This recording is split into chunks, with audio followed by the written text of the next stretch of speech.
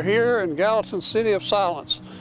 The first burial here was in 1818 when Neil McAuley died. He came to visit his brother from Ireland and died here. His brother's buried right over here. He lived another 20 years.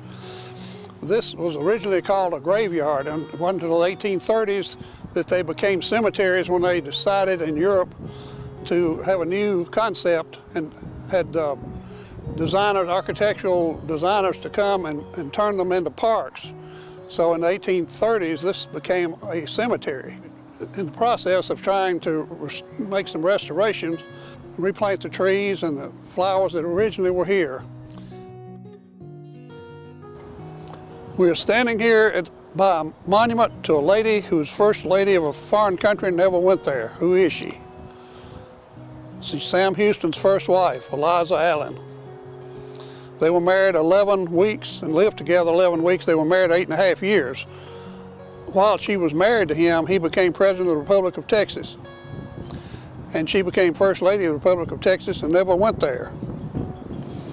They soon got a divorce after 8.5 years, and they both remarried at that time, and she married Dr. Elmore Douglas, so she died as Eliza Douglas.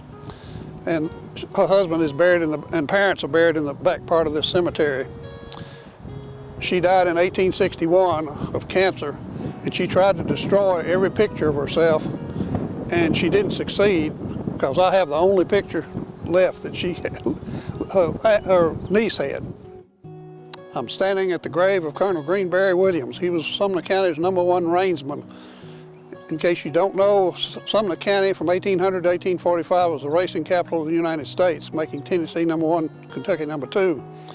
He was born in Burke County, Georgia in 1778, but his family were from Virginia, and they went back to Virginia where he learned to train and ride as a jockey, racehorses, and then when he came of age, he came to Hartsville, to the home of Captain William Alexander, who had several racehorses, and he helped him train those horses.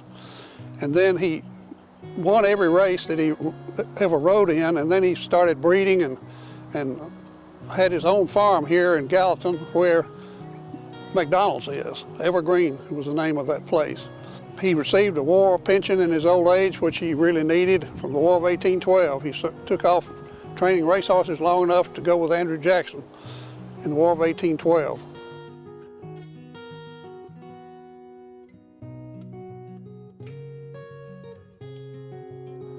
This is the reason that Sumner County is known as the volunteer county or the volunteer state. Sumner County has always furnished more volunteers than anybody else for the 18th, 19th century wars. This was erected in 1849 after the close of the Mexican War with Mexico, and that was precipitated by the annexation of Texas in 1845. And we still had to fight Mexico and convince them that the territory out west was all ours. We ended up with what is California, New Mexico, Arizona, Utah, Colorado. They went in and captured Mexico City. All of these are persons who died in that war from Sumner County, and most of them did not die from the bullet. They died from disease.